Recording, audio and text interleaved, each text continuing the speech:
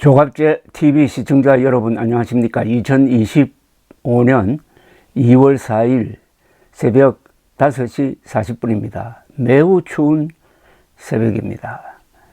어제 윤석열 대통령은 서울 구치소로 자신을 찾아온 국민의힘 지도부와 대화를 하는 과정에서 나치를 언급했다고 합니다. 과거 나치도 선거에 의해 정권을 잡았는데 민주당의 독재가 그런 형태가 되는 게 아닐까 생각된다 는 취지로 말했다는 겁니다.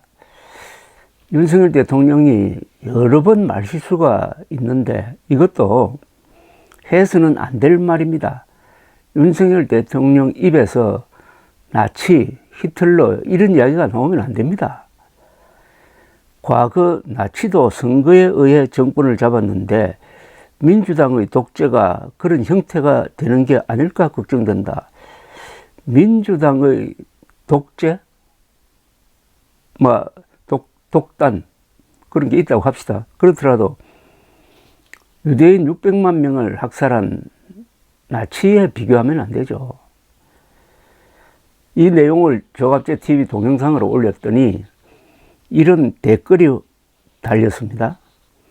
1920년 중반 이후 악마 히틀러가 집권을 할 수 있었던 건 그 당시 바이마르 정부의 사법부가 준동하는 히틀러를 엄벌에 처하지 못해서 그 괴물이 집권한 것임. 그러므로 저 수괴를 법대로 강력히 처벌해야 함.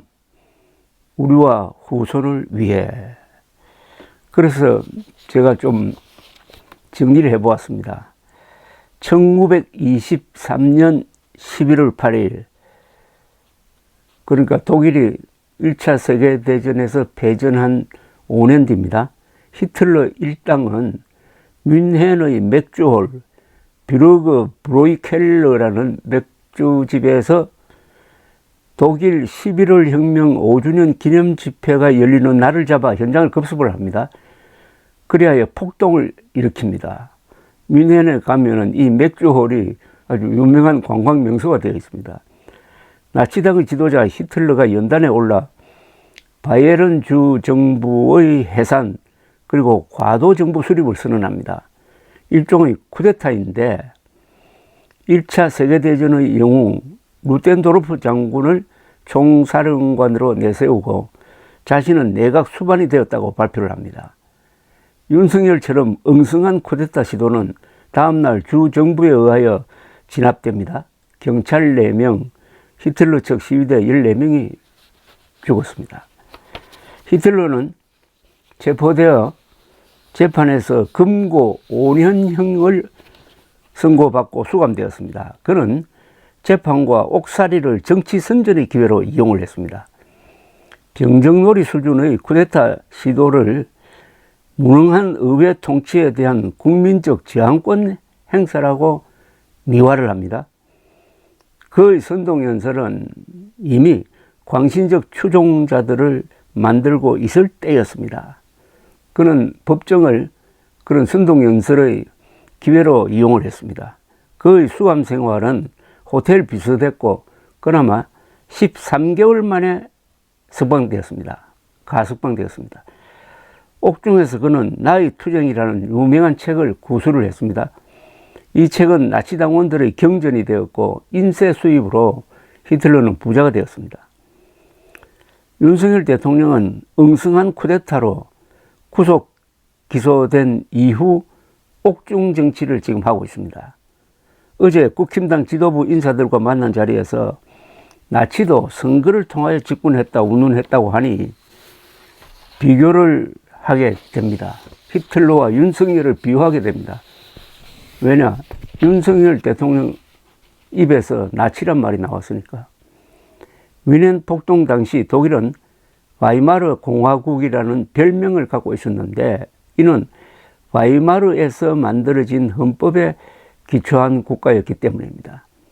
이 헌법은 개인의 자유를 보호하는 것이 지나쳐 자유를 파괴할 자유를 허용했다는 비판을 받습니다. 즉 바이마르 공화국 헌법의 허점을 이용해서 히틀러가 선거를 통해서 집권했다는 이야기죠.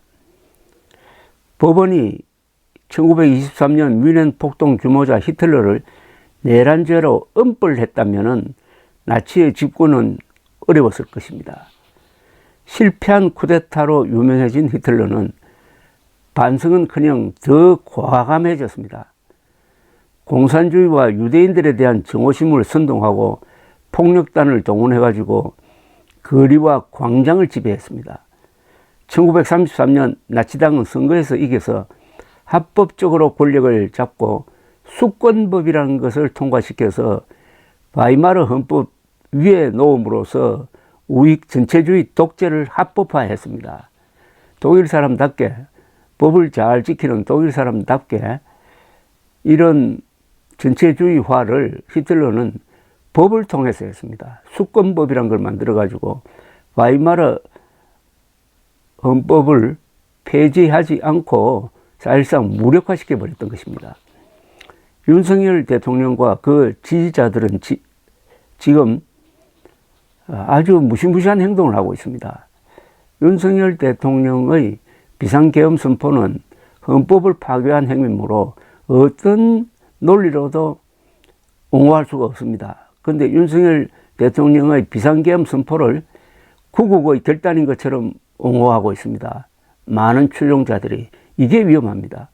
그리고 지난 4월 공정선거를 부정선거로 조작하는 주장을 한 윤석열 대통령의 영향을 받아서 보수의 보수의 반 이상이, 자신이 보수라고 하는 사람들이 반 이상이 그 음모론에 넘어가고 있습니다. 지금 가공할 사태가 벌어지고 있습니다. 히틀러의 유대인에 대한 정오심 선동은 윤석열 세력의 부정선거 음모론과 연동된 인종주의적인 반중선동과도 비슷합니다. 유대인이 만악의 근원이라는 히틀러의 음모론과 부정선거로 국회가 반국가 세력의 소굴이 되었다는 윤석열의 망상도 비슷합니다. 그런데 달라야 할 것은 사법부입니다. 헌법재판소를 포함해서. 가벼운 처벌로 히틀러를 영웅으로 만들어준 바이마르 헌법과 사법부의 실수를 되풀이하지 않으려면 내란 우두머리 피고인 윤석열을 엄정하게 단죄해야 한다는 이야기입니다. 윤석열 대통령은 지난 4월의 공정선거를 부정선거로 계엄령을 국민 계몽용으로 생각하는 사람입니다. 그는 자신의 친위 쿠데타 시도를 히틀러처럼 부패한 국회에 대한 국민 저항권의 발동이나 초헌법적 통치권의 결단이라고 생각하고 있는 듯합니다. 만약 윤석열 대통령이 히틀러처럼 가벼운 처벌을 받는다면 민주당의 이재명 대표가 대통령이 당선된다고 가정할 때 자신과 관련한 재판을 무효하기 위하여 계엄령을 펴도록 부추기는 작용을 할지 모릅니다.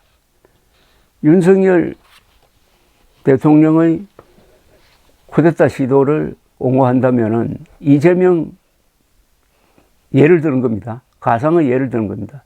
이재명 대통령이 계엄령 펴는 것도 허용해야 된다는 그런 논리가 되는 것 아닙니까? 독일은 히틀러가 바이마르 헌법의 허점을 이용해가지고 합법적으로 정권을 잡은 점을 반성하면서 수독 시절 기본법을 만들 때 위헌정당 해산제도를 넣었습니다. 자유를 파괴하는 자유를 불허하는 방어적 민주주의 제도였습니다. 이 제도가 1987년 한국의 제6공화국 헌법에 도입되었고 2014년 박근혜 정부가 통합진보당 해산을 헌법재판소에 제소 해산시키는 근거가 되었습니다. 윤석열의 비상계엄 선포에서 이해할 수 없는 점이 바로 여기입니다. 민주당의 폭거가 도저히 묵과할 수 없을 정도였다면 왜 위헌정당 해산 요구권을 행사하지 않았느냐는 겁니다. 합법적 방법이 있는데 왜 불법적 방법을 썼느냐입니다. 지금 윤석열 세력은 검찰, 공수처, 경찰, 헌법재판소를 규탄하는데 그 논리가 우리가 동의하지 않는 것은 불법이다입니다. 통치권 운운하면서 대통령의 행위를 헌법 위에 놓으려 하고 있습니다. 이런 자의적 법 해석과 선동 그리고 폭력이 합쳐지면은 우익 전체주의로 갈 수가 있습니다. 한국의 보수는 이런 윤석열 세력과 그들에 반대하는 자유보수로 지금 갈라지고 있다고 봐야 합니다. 히틀러와 윤석열,